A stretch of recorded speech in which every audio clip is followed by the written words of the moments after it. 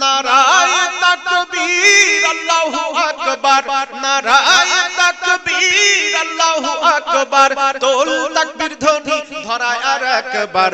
বীর মুসলমান ধরো আল কোরআন, বীর মুসলমান ধরো আল কোরআন, ফিরায়ে আনো সেই হারানো সম্মান। নারায়ে তাকবীর। যে ঈমানের বলে হয়ে বলিয়ান শাসন করেছিলে তামাম জাহান, যে ঈমানের বলে হয়ে বলিয়ান শাসন করেছিলে তামাম জাহান, সত্যের সেই তলোয়ার নাওরে তুলে আবার, সত্যের সেই তলোয়ার নাওরে তুলে আবার, তোল তাকবীর ধ্বনি ধরায় আর একবার।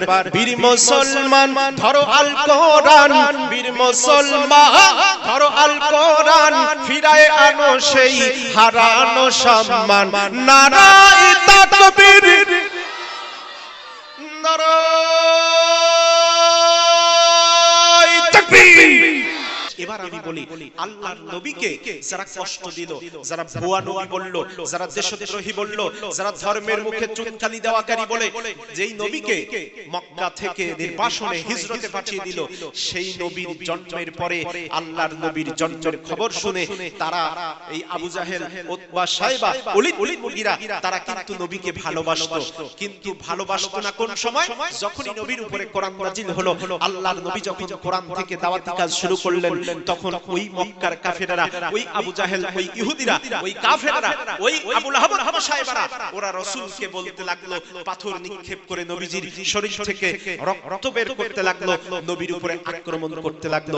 তাহলে বোঝা গেল ভালোবাসা শুধু থাকলেই হবে না, ভালোবাসার উপরে যখন আপনি কোরআনের, আল্লাহর কোরআনের দাওয়াত প্রয়োগ করবেন, তখন ওই দাওয়াত সকলে গ্রহণ করবে না। নবীর উপরে আক্রমণ এসেছিল, আজও ভারতের এই 24 পরগনা, দক্ষিণ 24 পরগনা এলাকার কোন মুসলমান ইমানদার ব্যক্তি আল্লাহর কোরআনকে প্রতিষ্ঠিত করবার জন্য যদি দাওয়াত দেয়, তাহলে তার নাম থাক আর না থাক, অপরাধ থাক আর না থাক, বাংলাদেশের মতো জন্ম হয়েছে 71 সালে, জন্ম হয়েছে 75 সালে, আর ইসলামের কাজ করার জন্য মামলা হয়েছে 71 সালের, এরকম নজির ইউটিউবার, ফেসবুকের মাধ্যমে আপনারা দেখেছেন। কথা বলেন ঠিক কিনা? আরো জোরে বলেন ঠিক কিনা? তাহলে বোঝা গেল আল্লাহর কোরআনের পক্ষে আপনি ভারতের জমিন থেকে, বাংলার জমিন থেকে, পৃথিবীর প্রান্ত থেকে ও প্রান্ত যেখানে যেখানে কেন আল্লাহর কোরআন থেকে আওয়াজ দিবেন, যখন কোরআন বিদ্বেষীরা আপনার উপরে আক্রমণ করবে, তখন আল্লাহর কোরআনের পক্ষে যারা থাকবে আক্রমণের ভয় করবে না, জেলখানার ভয় করবে না, জরিমানার ফাঁসির ভয় করবে না, কোরআনের পক্ষে তারা দাওয়াতি কাজ করে যাবে। কথা বলেন ঠিক কিনা? আমার ভাইরা ইনশাআল্লাহ আলোচনার ভিতরে দিবেন, অসুবিধা নাই। আল্লাহর কোরআনের এই আয়াতে কারিমা, প্রথম আয়াতে কারিমা যখন নাজিল হলো, এই সূরাতুল মুদাসসিরের প্রথম আয়াতের ভিতরে আল্লাহ বললেন, ইয়া আইয়ুহাল মুদাসসির, হে কম্বল আবৃত নেতা, হে কম্বলের তলায় শুয়ে পড়া নেতা, আপনি উঠে পড়ুন, আপনি উঠুন। এরপরে আপনি চতুর্দিকে দেখুন, ওয়ারাব্বাকা ফাকাব্বির, যেখানে কোরআনের বিরুদ্ধে কথা হচ্ছে সেখানে আপনি ইসলামের পক্ষে স্লোগান দিন। ওয়ারাব্বাকা ফাকাব্বির, আপনি আপনার রবের বড়ত্ব ঘোষণা করুন। আপনি উঠুন এবং নজর করে দেখুন, যেখানে ইসলামের বিরুদ্ধে কথা হচ্ছে সেখানে আপনি আল্লাহর নামের স্লোগান দিন। তাহলে ইসলামের বিরুদ্ধে কথা হলে, নবীর বিরুদ্ধে কথা হলে, কোরআনের বিরুদ্ধে কথা হলে, আম্মা জান আয়েশার বিবাহের বয়স নিয়ে কথা হলে, যত বড় নেতা হোক, প্রভাবশালী ব্যক্তি হোক, প্রশাসন হোক, দুনিয়ার যত প্রতাপশালী ব্যক্তি হোক, নবীর চরিত্রের উপর আক্রমণ করে কথা বললে মুসলমান তাকে ছাড় দিতে পারে না। কথা বলেন ঠিক কিনা? এই স্লোগান দেওয়ার, আল্লাহু আকবারের আওয়াজ দেওয়ার, এই গর্জন দেওয়ার অধিকার আল্লাহ দিয়েছেন। দুনিয়ার কোন মানুষের দিকে পরোয়া করতে আমরা পারি না। এবার একটা প্রশ্ন করি, নবীকে যেই কাফেররা ধর্ম অবমাননাকারী বলে অপবাদ দিল, যেই নবীকে সন্ত্রাসী বলতে পর্যন্ত ছাড়লো না, সেই নবীর জন্মের পরে ওরা কেমন খুশি ছিল? একটু ছোট্ট করে 2-3টা টপিকস দিয়েই আমরা মূল আলোচনায় চলে যাব। আপনাদের ধৈর্য যদি থাকে তাহলে একাধিক কণ্ঠে আযান শোনানোর চেষ্টা করব। নাতে রাসূল হামদে বাড়ি তাআলা কিছু না কিছু হতে পারে, তবে আপনারা যেভাবে চুপচাপ বসে আছেন এভাবে থাকবেন তো ইনশাআল্লাহ? আরো জোরে বলেন, ওয়াজ চলবে? আরো জোরে বলেন চলবে? নারে তাকবীর। আমার ভাইরা বিশ্ব নবীজির জন্মগ্রহণের আগে রাত্রিতে আল্লাহর নবীজির আপন চাচার নাম হলো আবু লাহাব। আবু লাহাব রাসূলুল্লাহর একজন আপন চাচা, একদম তার আব্বার আপন ভাই। বিশ্ব নবীজির আপন চাচা আবু লাহাব গভীর রাত্রিতে মদ খেয়ে টাল অবস্থায় মাতলামি করতে করতে বাড়ির ভিতরে আসলো। আমার ভাইরা, মুসলমানের সন্তান এখনো দেখা যায় মুসলমানের সন্তান হইয়া, হাজী সাহেব মাওলানা সাহেবের পরিবারের সন্তান হইয়াও অনেক মুসলমান সন্তান রাতের বেলা নেশা করে বাড়িতে ঢোকে। এরকম কুলাঙ্গার আছে না নাই? সম্মানিত ভাইরা, আবু লাহাব মাদকাসক্ত অবস্থায় বাড়ির ভিতরে প্রবেশ করলো। বাড়ির ভিতরে গিয়ে ডাক দিয়ে কই, বিবি রে, আমার বাড়িতে যে দাসী ছিল, দাসীটার নাম ইতিহাসের কিতাবগুলোতে এসেছে। এরপরে আল্লামা ইদ্রিস কান্দলবি রাহমাতুল্লাহ আলাইহি, আল্লামা সফিউর রহমান মুবারকপুর রাহমাতুল্লাহ আলাইহি তাদের সিরাতের গ্রন্থগুলির ভিতরে তার নাম এনেছেন, তার নাম এনেছেন আমার ভাইরা সুয়াইবা। এরপরে ওই সুয়াইবাকে ডাক দিয়া আমার ভাইরা আবু লাহাব ডাক দিয়ে বলে, বিবি রে, আমার যে দাসী ছিল বাড়িতে সুয়াইবা নাম, ওই সুয়াইবাকে কেন দেখি না, সুয়াইবা কোথায় গেল? আমার ভাইরা বিবি জবাব দেয়, স্বামী, আপনার দাসী সুয়াইবা বিকাল বেলা থেকে কোথায় যেন হারিয়ে গেছে, আমারে বলে যায় না। আমি জানি না তার অবস্থানটা এখন কোন জায়গায়, আমি বলতে পারবো না। এবার আবু লাহাব বলল, বিবি রে, আমি তাকে কাজের মেলা থেকে টাকা দিয়ে কিনে এনেছিলাম, তার সাথে ওয়াদা ছিল যতদিন বেঁচে থাকবে আমার বাড়িতে আমার সেবা করবে, আমার বাচ্চাদের দেখাশোনা করবে। এ বিবি রে, আমার যে চাবুকটা ছিল নতুন খরিদ করা চাবুকটা আমার হাতে দাও। চাবুকটা নিয়ে আবু লাহাব এবার চেয়ারের উপরে বসে গেছে আর ডাক দিয়ে বলতেছে, সুয়াইবা কোথায় আছিস, তাড়াতাড়ি করে আমার সামনে আয়, তোরে আমি চাবুক দিয়ে পিটাইয়া চামড়া তুলে নেব। সুবে কাজী সুবে সাদিক শেষ হওয়ার পরে সুয়াইবা দাসী বাড়ির ভিতরে যখন তাড়াহুড়ো করে প্রবেশ করলো, বাড়ির ভিতরে প্রবেশ করবার সাথে সাথে এবার মালিক আবু লাহাব ডাক দিয়ে বলল, ও সুয়াইবা, আমার কাছে আসো, আমার সামনে আসো, আমার প্রশ্নের জবাব দাও। সারা রাত কার বাড়িতে ডিউটি করেছো, কার বাড়িতে দায়িত্ব পালন করেছো, এই জবাব যদি তুমি না দিতে পারো, এই হাতের চাবুক দিয়ে তোমার পিঠের চামড়াগুলি তুলে লাল করে দেব। আমার সম্মানিত ভাইরা, সুয়াইবা ডাক দিয়ে কয়, নেতাজি, ও নেতাজি, আপনার চেহারা সুরত দেখে বোঝা যাচ্ছে আপনি আমার উপরে ক্ষেপে গেছেন, মহাবিরক্ত। ওগো নেতাজি, আপনি আমাকে শাস্তি দেওয়ার জন্য চাবুক হাতে নিয়ে বসে আছেন।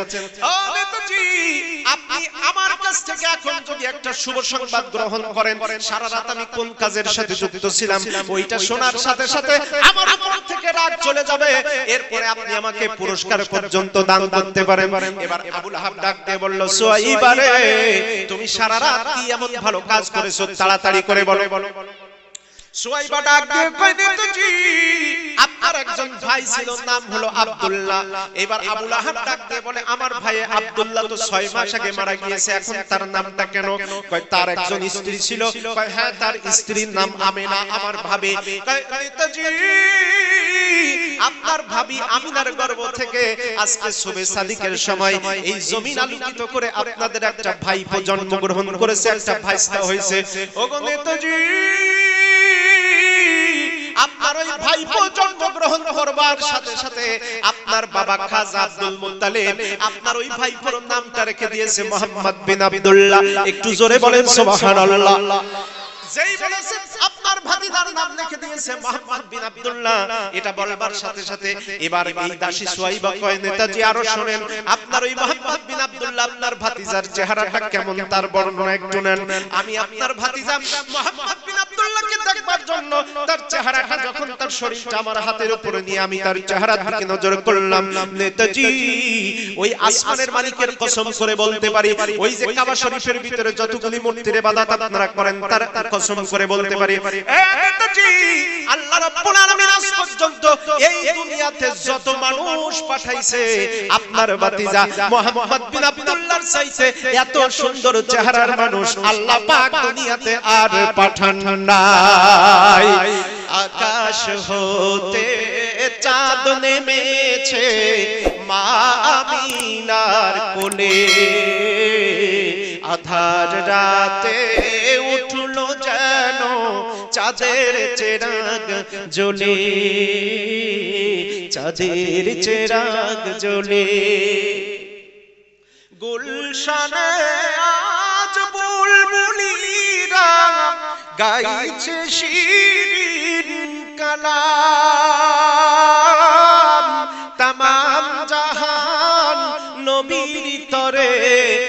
পাঠায় লাখো সালাম, পাঠায় লাখো সালাম। আকাশ হতে চাঁদ নেমেছে মা আমিনার কোলে, আধার রাতে উঠলো যেন চাঁদের চিরাগ জ্বলে, চাঁদের চিরাগ জ্বলে। জোরে বলে মারহাবা, নারায়ে তাকবীর। আমার ভাইরা, এইবার আবু লাহাব যখন দাসী সুহাইবা যখন আবু লাহাবের সামনে ডাক দিয়ে বলল, নেতাজি আপনার ভাতিজা এই দুনিয়ার সর্বশ্রেষ্ঠ চেহারার অধিকারী, এটা বলার সাথে সাথে আবু লাহাব ডাক দিয়ে বলে, এ সুহাইবা রে, আমার মরা ভাই মৃত ভাই আব্দুল্লাহর স্ত্রী আমার ভাবিনা আমিনার গর্ভ থেকে আমাদের একটা ভাতিজার জন্ম গ্রহণের খবরটা, মুহাম্মাদের জন্মের খবরটা সবার আগে তোমার কাছ থেকে পাওয়ার কারণে আমি তোমার উপরে এত বেশি খুশি হয়ে গেলাম, তোমাকে আজকের শাস্তি থেকে মাফ করে দিলাম, আর দাসত্বের জীবন থেকে জন্মের মতো আজকে থেকে আমি তোমারে মুক্ত করে দিলাম। জোরে করে সুবহানাল্লাহ। টাকা দিয়ে কেনা দাসী, খরিদ করা দাসীকে মুক্ত করে দিলেন। সকালবেলা ওই আবু লাহাব উঠে লোকজনকে ডাক দিয়ে বললেন, তাড়াতাড়ি করে আমার ফসলের আমার পশুপালের খোয়ারের ভিতরে যাও, পশুপালের খোয়ারের ভিতরে গিয়ে সবচেয়ে বড় বড় 3টা উট ধরে আনো। 3টা উট ধরে আনার পরে আবু লাহাব নিজে হাতে উটগুলি জবাই করার পরে লোকদেরকে বলল, আমার লোকেরা শোনো, মক্কা শহরের চতুর্দিকের গলিতে গলিতে আমার ভাতিজা মুহাম্মদ বিন আব্দুল্লাহর জন্মের খবরটা ছড়াইয়া দাও, আর সমস্ত মেহমান যারা আসবে মুহাম্মদকে দেখতে এই গরুর উটের মাংস দিয়া তাদের সবাইকে নাস্তা করার সুন্দর ব্যবস্থা করে দাও। জোরে কোন সুবহানাল্লাহ। তাহলে ভাতিজার জন্ম, নবীজির জন্মের খবর শুনিয়া কয়টা উট জবাই করলাম? আরো জোরে বলেন, কয়টা উট জবাই করলেন? 3টা উট যিনি জবাই করলেন তিনি নবীজির চাচা না বাবা? আরো জোরে বলেন, সবাই বলেন। কারণ বাবা 6 মাস আগে মারা গেছে। এই জায়গায় একটা শিক্ষণীয় বিষয় আছে। আল্লাহর নবীর জন্মের খবর শুনে চাচা 3টা উট জবাই দিয়েছে। ক্যানিং এলাকার দক্ষিণ 24 পরগনার চাচারা 22টা জন্মগ্রহণ করার পরে ভাইপোর জন্মগ্রহণের খবর শুনে কয়টা উট জবাই দেবে? ওরে সর্বনাশ, ওই যে 50টা, মানে 50 টাকাও দিতে চাইবে না। উল্টা এমন ডাকাত চাচা আছে, ভাই মারা যাওয়ার 6 মাস পরে নতুন করে যদি ভাইপোর জন্ম হয়, উনি রাতের বেলা চিন্তা করে, হায় রে ভাইপো আবার একটা ওয়াডাপ দিয়া জন্ম হইছে, মাঠের জমির আর একটা ওয়ারিশ খাড়াই গেছে, এইবার গভীর রাতে টাকা পয়সা দিয়া বুদ্ধি কইরা উকিল বাবুরে ফাঁসাইয়া ভাইস্তার মাঠের জমি দখল কইরা ওই জমি ভোগ দখল কইরা খায়। এমন হাজী সাহেব চাচা এই বাংলা আর ভারতের জমিনে আছে না নাই? আর জোরে বলেন, আছে না নাই? এই ক্ষেত্রে অনেক আলেম সাহেবও ধরা, বক্তা সাহেবেরাও ধরা, ইমাম সাহেবেরাও ধরা হতে পারে, নেতা সাহেবেরা ধরা, পঞ্চায়েত এমএলএরা তো আছেই। সম্মানিত গ্রামের যারা মাতব্বর হয় তারা এই সমস্ত কাজে বেশি পারদর্শী হয়। ও মাতব্বর, ও পঞ্চায়েত সমিতির নেতা, আপনার মাথায় জ্ঞান আছে বলে, মগজ আছে বলে আরেকজনের জমি কাগজ উল্টা পাল্টা করে আরেকজনের হক আপনি দুনিয়ার কাগজের আইনের বলে মাইরা খাচ্ছেন, আপনার অবস্থাটা কি হবে? অনেকে বলতেছে হুজুর, মনে মনে বলতে পারে, এত সুন্দর করে নবীজির জন্মের কাহিনী বলতে গিয়া হুজুর আবার জমি চোরের পিছনে ঢুকলো কেন? জমি ফাঁকি দেওয়া লোকের পিছনে লাগলো কেন? এটাই হলো আসল কথা। তার কারণ হলো দুনিয়াতে আপনি যত আমল করেন না কেন, নিয়ত যদি ভালো থাকে, শিরক যদি না হয়, তাহলে কিয়ামতের দিন নামাজের জন্য কোনো মানুষ আটকাবে না, কিয়ামতের দিন আল্লাহর কাছে রোজার জন্য কোনো মানুষ হয়তো আটকাবে না। কিন্তু কারো হক যদি ফাঁকি দেন, ওই হক ফাঁকি দেওয়ার কারণে ওই হকওয়ালা ব্যক্তি মাফ না করলে আমার আল্লাহও মাফ করবে না।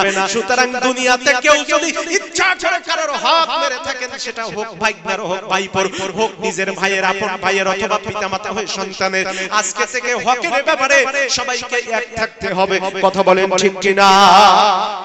ছোট্ট করে একটা হাদিস সংক্ষেপে বলছি। খায়বারের যুদ্ধ থেকে ফিরে আসার সময় আবু হুরায়রা রাদিয়াল্লাহু তাআলা আনহু হাদিসের রাবী, তিনি বললেন আল্লাহর রাসূলের যিনি খাদেম ছিলেন, হাদিসের কিতাবে তার নাম এসেছে মিদআম, মিম দাল আইন মিম। এই মিদআম নামক লোকটা আল্লাহর রাসূলের সম্পত্তি হেফাজত করার জন্য খাদেমের দায়িত্বে আছে। রাসূলের খাদেম যে ও মিয়া, সেই খাদেমের মূল্য কম না বেশি? আরো জোরে বলেন। এখনকার সময় যদি এমএলএ সাহেবের কোনো পিএস এলাকায় ঢোকে, তাহলে এমএলএ চাইতে পিএস রে দেখেই মানুষ বেশি ভয় পায়, আছে না নাই? তার মানে নেতার চাইতে তার কুনসির গরম বেশি।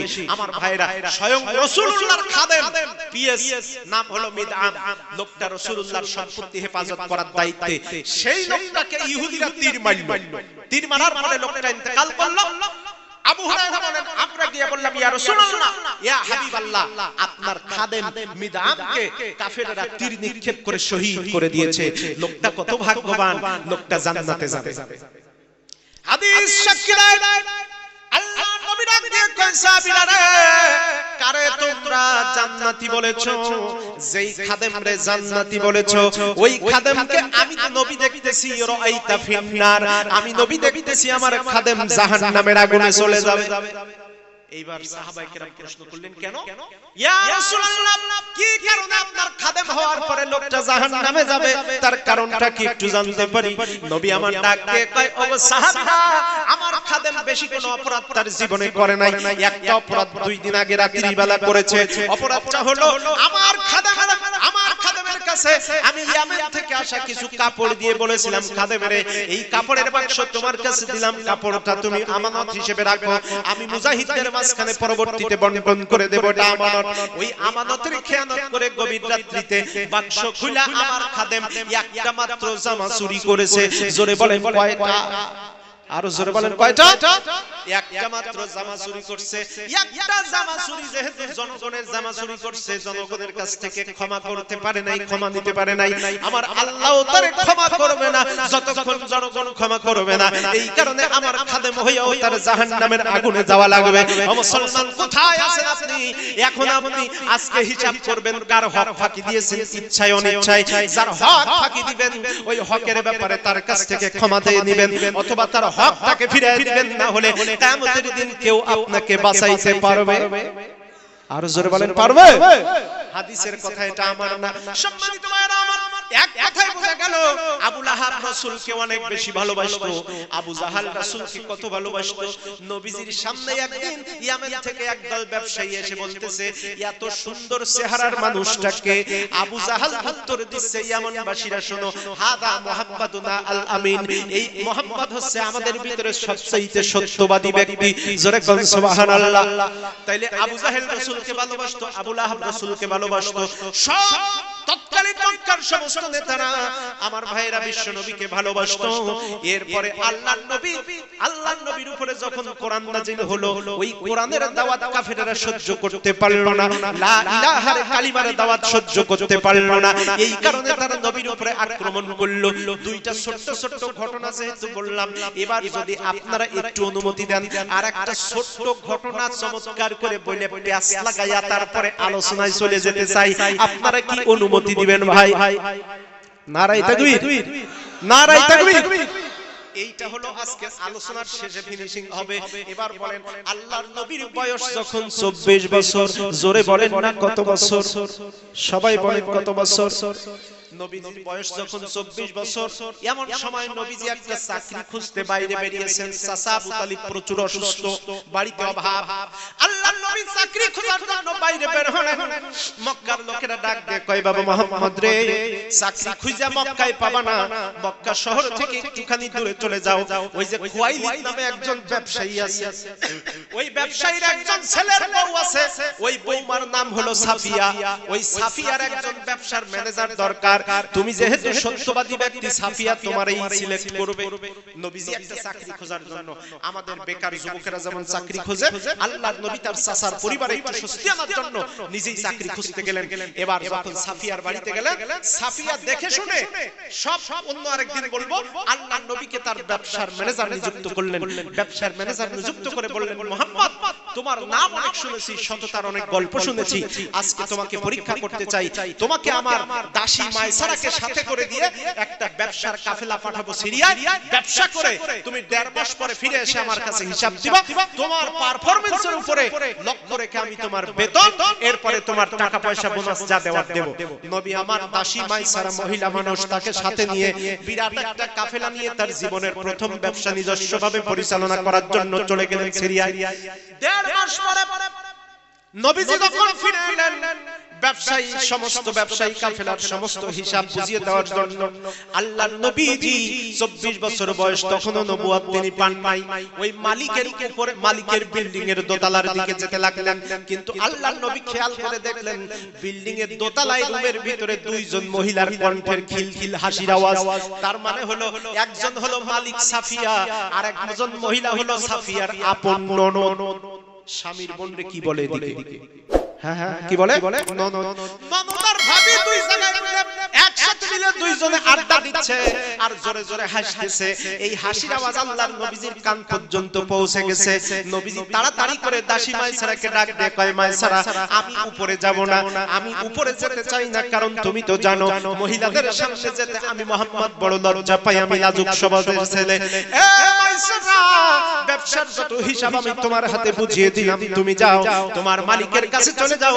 মালিক যেহেতু আরেকজন মহিলাকে নিয়ে গল্প করতেছে, এমনিতেই তোমার সাথে আমার আগে থেকে পরিচয় হয়েছে, জন্য আমার তোমার সাথে কথা বলতে লজ্জা, আমার তোমার লাজুকতার অভাব হয় না, আমার ভিতরে কোনো জড়তা আসে না। এ মাইসারা, তোমার মালিক যেহেতু এমনি আমার সাথে কথা পরিচয় কম হয়েছে, আরেকজন অপরিচিত মহিলার সাথে গল্প করতেছে, ওই দুইজন অপরিচিত মহিলার সামনে আমি মুহাম্মদ গিয়ে দাঁড়াতে চাই না। ব্যবসার সমস্ত হিসাব দিয়ে দিলাম, তাড়াতাড়ি করে নিয়ে তুমি চলে যাও।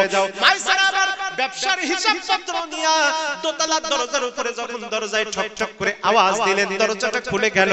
এবার ওই মালিক সাফিয়া ডাক দিয়ে বলতেছে, এ মাইসারা তুমি একা কেন এসেছো, ব্যবসার খবর কি?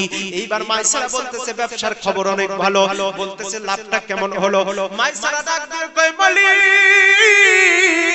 তোমার জীবনে যত ব্যবসায়ী পর্যন্ত তুমি করেছো সব ব্যবসার হিসাব আমার জানা আছে। তোমার সমস্ত ব্যবসার যতটা কাজ পর্যন্ত লাভ তুমি জীবনে করেছো, সমস্ত লাভ এক জায়গায় করলে দেখা যাবে মুহাম্মাদের নিখুঁত পরিচালনায় এইবারের ব্যবসায় 3 গুণ বেশি লাভ হয়েছে।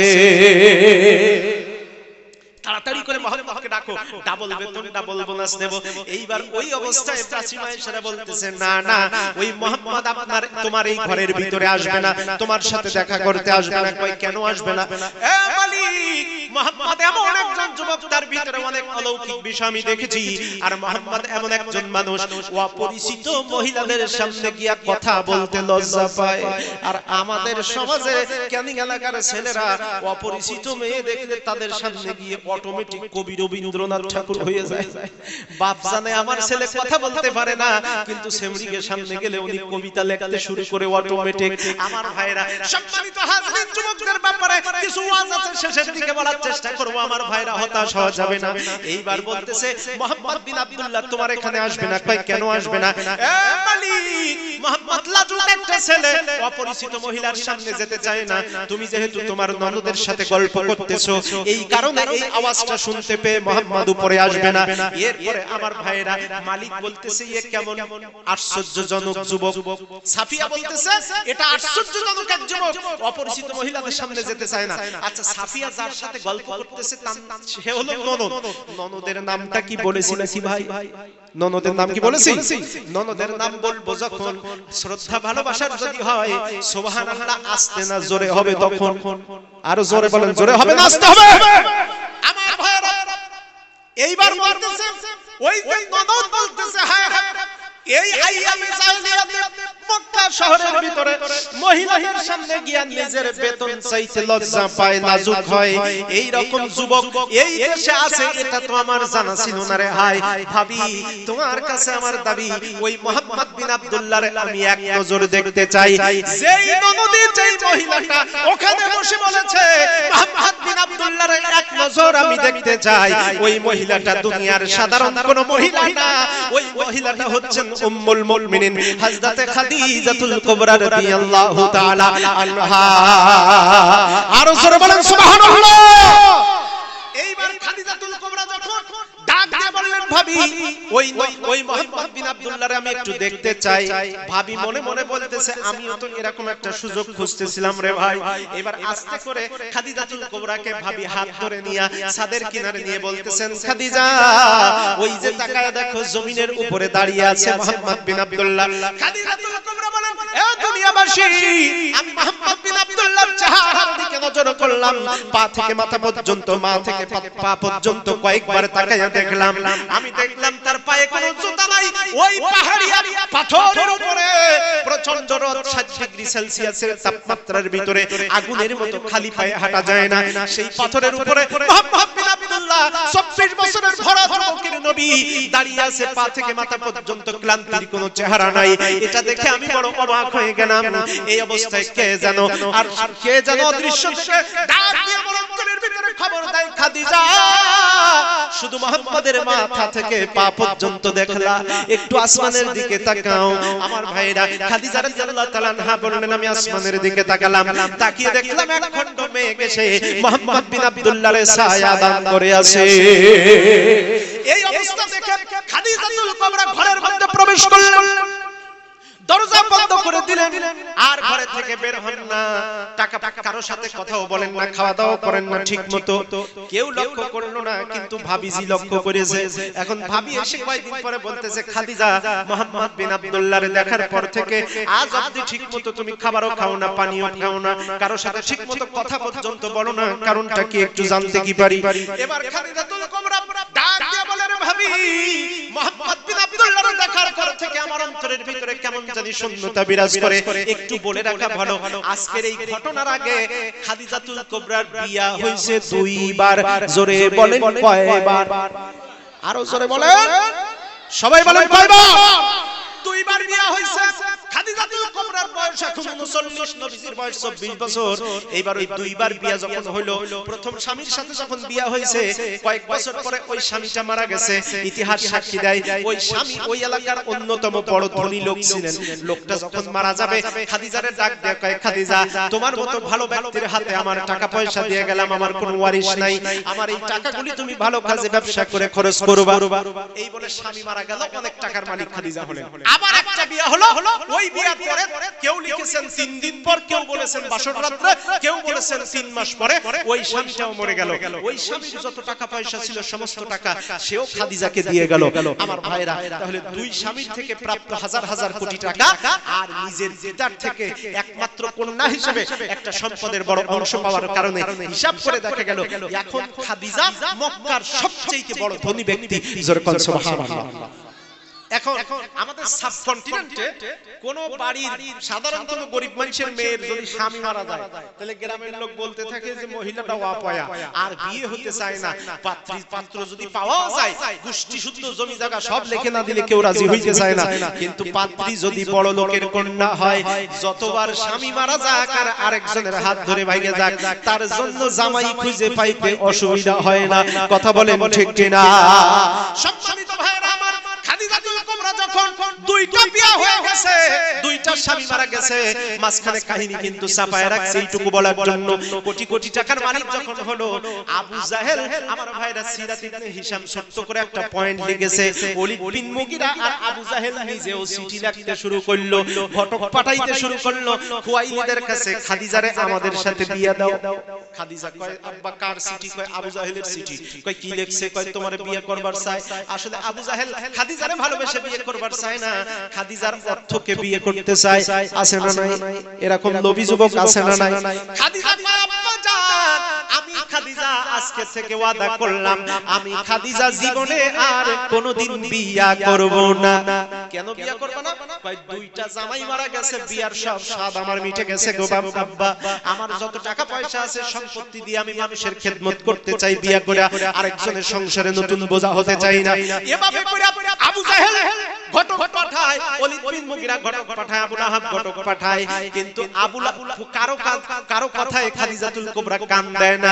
এভাবে করে 9 বছর কেটে গেছে, আজকে 39 বছর বয়স, এখনো মাঝে মাঝে ঘটক পাঠায়, কিন্তু খাদিজা বিয়ে করে না। এরপরে চারিদিক থেকে এভাবে করে সবাই চেষ্টা করে, খাদিজাকে যখন বিয়ে করাইতে পারলো না, এমন একটা সময় আজকে নবীজির সাথে যখন দেখা হলো, খাদিজা ঠিকমতো কথা বলে না। ভাবি কয়, খাদিজা কি হয়েছে আমার কাছে বলো। খাদিজা বলে, ভাবি যদি সত্যি তুমি পালন করো আমার দাবি, আমার প্রথম কথা হচ্ছে মুহাম্মদ বিন আব্দুল্লাহরে তোমার ব্যবসা থেকে বরখাস্ত করে দাও। সেটা কেমন?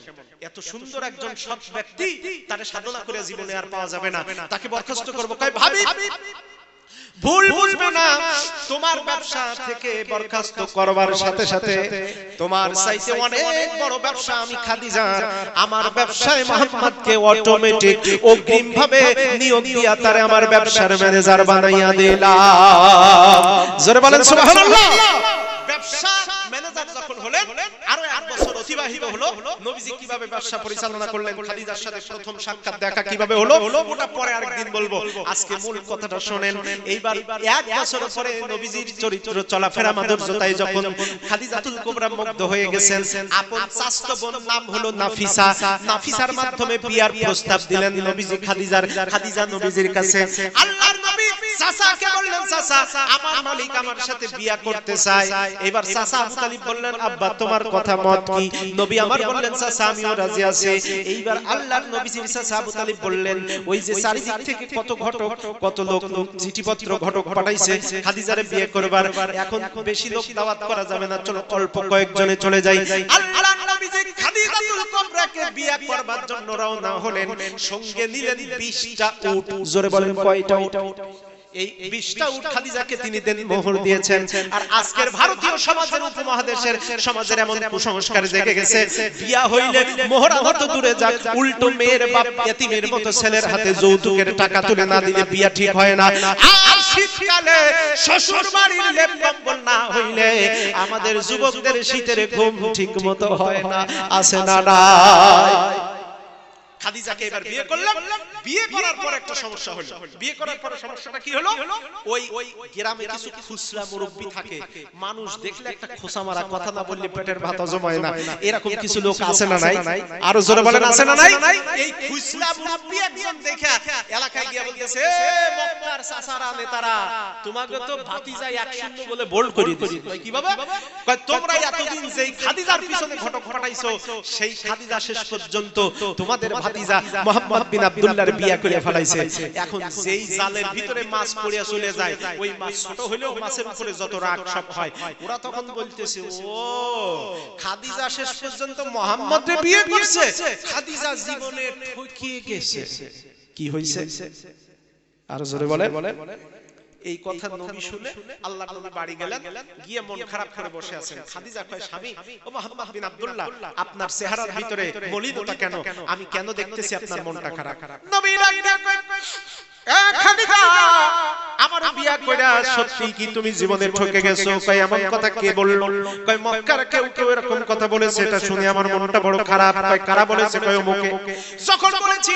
খাদিজা বুদ্ধিমতী মানুষ, নবীজিকে ঘরে রেখে বললেন, আমি ব্যবস্থা করতেছি কারাই কথা বলেছে।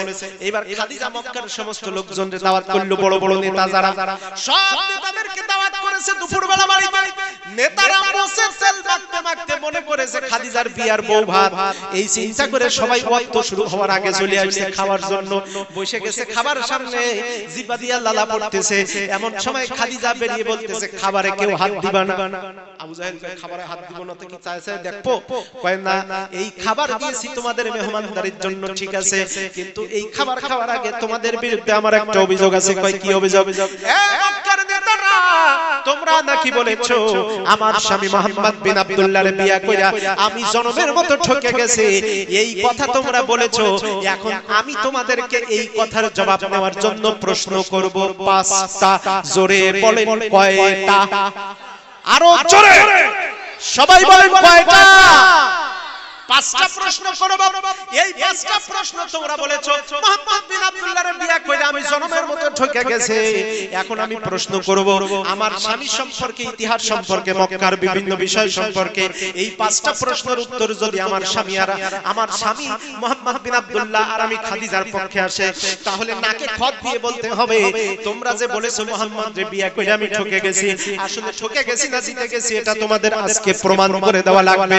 এভাবে খাদিজা ইতিহাস, ঐতিহ্য, সংস্কৃতির উপরে ওই ইহুদি, ওই আবু জাহেল, উতবা, শাইবা, ওলীদ বিন মুগিরাদের সামনে প্রশ্ন করলেন পাঁচটা। এক এক করে এই পাঁচটা প্রশ্ন কি ছিল, পাঁচটা প্রশ্নের জবাবে আবু লাহাব, উতবা, শাইবা, ওলীদ বিন মুগিরা চমৎকার করে কি উত্তর দিল, এই পাঁচটা প্রশ্নের উত্তর জানার দরকার আছে না নাই? আরো জোরে বলেন আছে? সবাই বলেন আছে? তাহলে সবাই একসাথে বলেন প্রশ্ন জানো কয়টা? আরো জোরে। সবাই না বললে হবে না, সকলে একসাথে বলেন প্রশ্ন জানো কয়টা? পাঁচটা প্রশ্ন। এই পাঁচটা প্রশ্ন অবশ্যই বলে যাব, আলোচনায় কোনোদিন আমি ফাঁকি দেই না। এই পাঁচটা প্রশ্ন এখানে থাকলো, নেতারা বসে আছে খাবার সামনে, খাদিজা প্রশ্ন করতেছে, আবু জাহেল, উতবা, শাইবা, ওলীদ বিন মুগিরা পাঁচজন মিলে পাঁচটা প্রশ্নের কি উত্তর দিল। এই প্রশ্নের উত্তরগুলো আলোচনার শেষে বলে দেব ভাই। এই প্রশ্নের উত্তর না শুনে বাড়িতে গেলে কিন্তু ঠিকমতো ঘুম হবে না আজকে রাত্রি বেলা। সম্মানিত মুসলমান, এবার আমাদের মূল আলোচনার ভিতরে কাম টু মাই পয়েন্ট। সম্মানিত হাজিরিন, সূরাতুল মুদ্দাসসিরের আয়াতে কারিমা নাযিল করেছিলাম, তেলাওয়াত করেছিলাম। আমার আল্লাহ পাক নবীজির উপরে আমার তেলাওয়াতকৃত আয়াতের ভিতরে বলেছেন কুল্লু নাফসিন বিমা কাসাবাত রহিনাতুন ইল্লা আসহাবাল ইয়ামিন।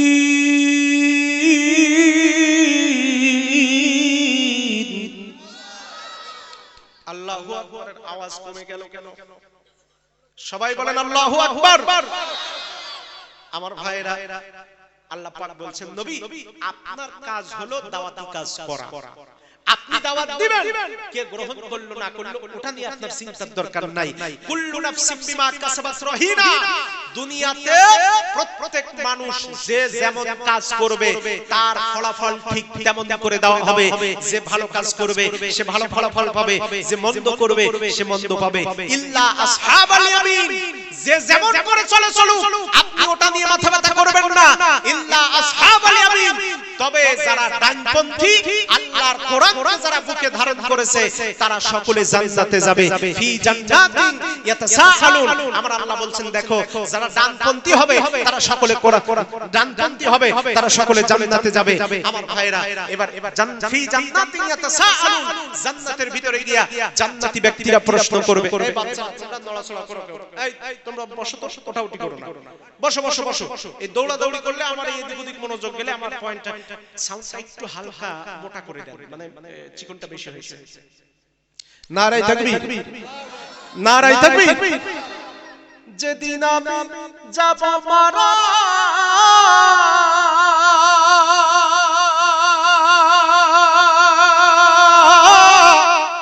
চতুর্দিকে হয়ে রে খাড়া। যেদিন আমি যাব মারা, চতুর্দিকে হয়ে রে খাড়া। আমায় আল্লাহ বলে ও আমায় রাসূল বলে কবরেতে নিস আমার বন্ধুরা, আমায় তোরা ক্ষমা করে দিস। আমায় রাসূল বলে ও আমায় আল্লাহ বলে কবরেতে নিস আমার বন্ধুরা, আমায় তোরা ক্ষমা করে দিস। পাড়া পড়শি নতুন করে দেখিতে আসবে মোরে, মুখের কাপড় তুলিয়া রাখিস আমার বন্ধুরা, মুখের কাপড় তুলিয়া রাখিস। পাড়া পড়শি নতুন করে দেখিতে আসবে মোরে, মুখের কাপড় তুলিয়া রাখিস আমার বন্ধুরা, মুখের কাপড় তুলিয়া রাখিস। দেখে আমার মুখখানি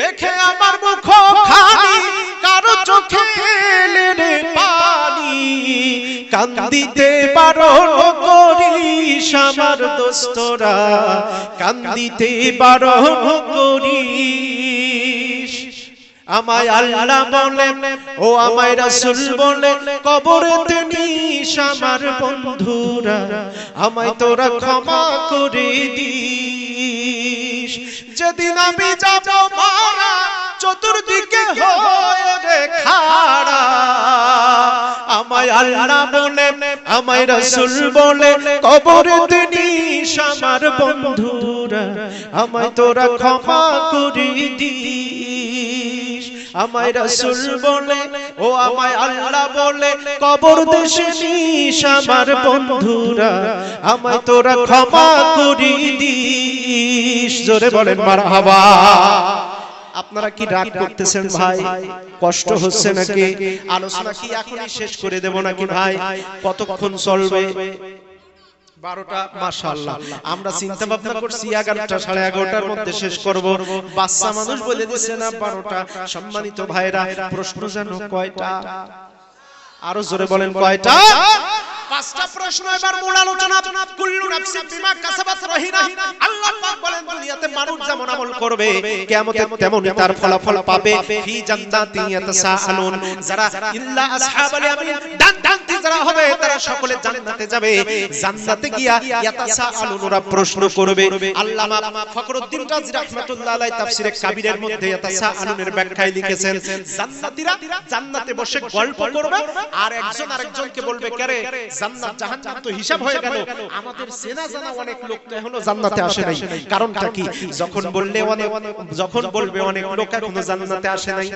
এই কথা বলার সাথে সাথে আল্লাহ পাক জান্নাত আর জাহান্নামের মধ্যকার পর্দা তুলে দিবেন দেওয়ার সাথে সাথে জান্নাতীরা জাহান্নামীদেরকে দেখবে জাহান্নামীরা জান্নাতীদেরকে দেখবে এইবার জান্নাতীরা প্রশ্ন করবে আপন লোকদেরকে মা সালাকাকুম ফি সাকার তোমরা জাহান্নামে কেন আসছো এই সাকারের মধ্যে কেন দুনিয়ায় তো একসাথে বাজার করতাম একই বাজারে বসে চায়ের দোকানে চা খাইতাম এক পঞ্চায়েতের কি বলে এলাকায় ছিলাম এক মসজিদে নামাজ পড়ছি আমরা জান্নাতে মা সালাকাকুম ফি সাকার কেন তোমরা জাহান্নামে কি কারণ তখন জাহান্নামীরা উত্তর দেবে চারটা কারণে আমরা জাহান্নামে আসছি এক নাম্বার জাহান্নামীরা সকলে তখন বলবে قالوا لم نك من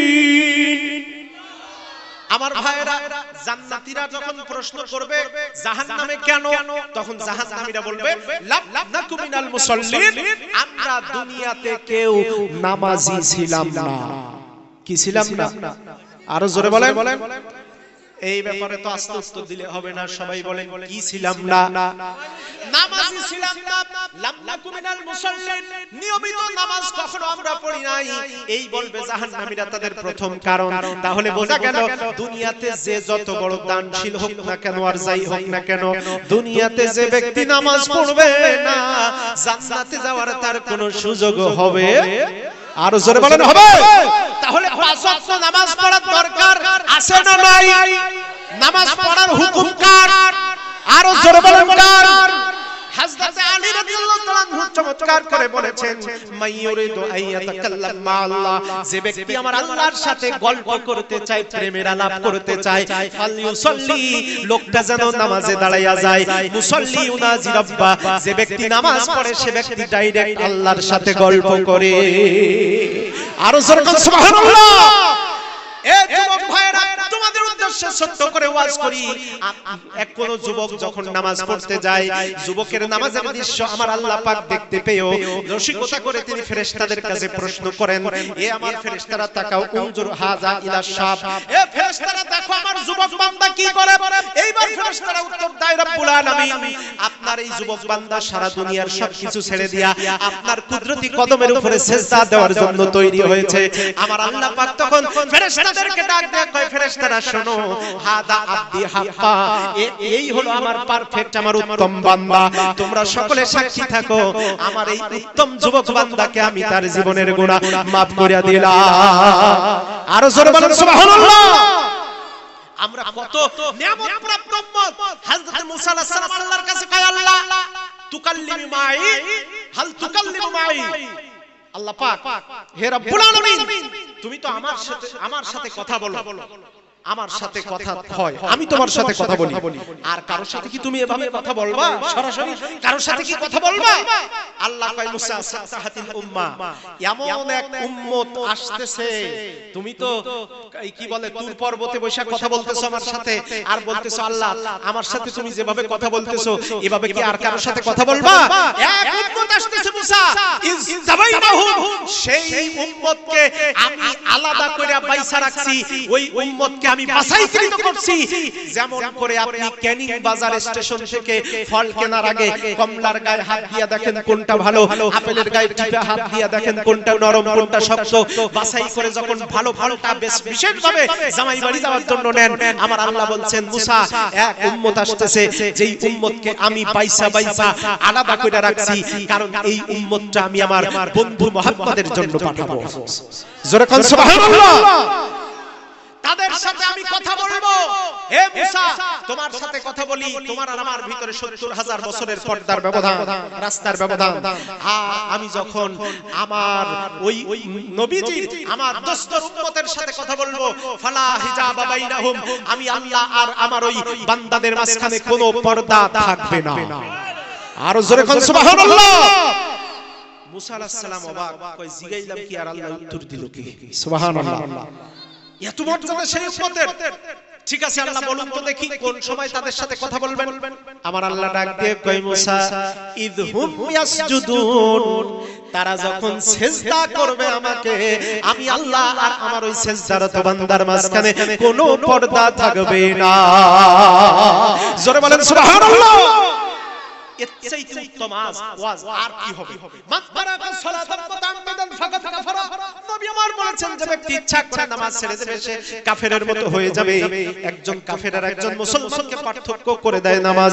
সালাত কায়েম করো, সালাত কায়েম করো, সালাত কায়েম করো, সালাত কায়েম করো, হবে সম্মানী তুমি, হবে জান্নাতি তুমি, হবে সম্মানী তুমি, হবে জান্নাতি তুমি, দেবে কাল হাসরে শীতল ছায়া আরশে আজিম, রব্বি আলা রব্বি আযীম। জোরে বলেন মারহাবা।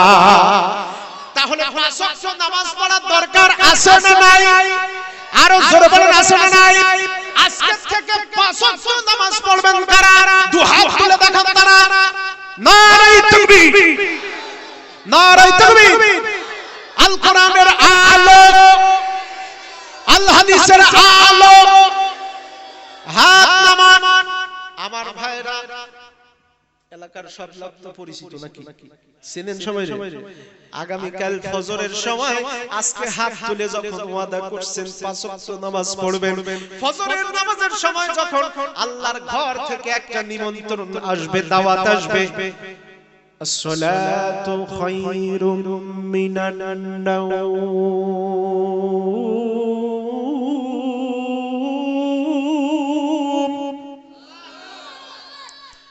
আসসালাতু খায়রুম মিনান নাওম।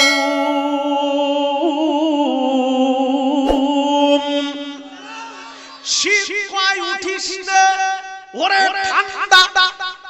তখন কি কম্বলের ভিতরে বিড়ালের মতো পেস্কি মারবেন, না উঠা নামাজের মসজিদে যাবেন? শোনো রে বেনামাজি, শোনো রে বেনামাজি, শোনো দিয়া মন, জ্বলতে হবে ওই কবরে সারাটি জনম। নামাজ, আমার নবীজি নামাজ কায়েম করার জন্য কত কষ্ট করেছেন। আমার ভাইরা উহুদের ময়দানে দান মুবারক শহীদ করেছেন, তায়েফের ময়দানে রক্তাক্ত হয়েছেন। হযরত আয়েশা সিদ্দিকা রাদিয়াল্লাহু তাআলা আনহা, তিনি যেদিন নবীজির শেষ সময়ে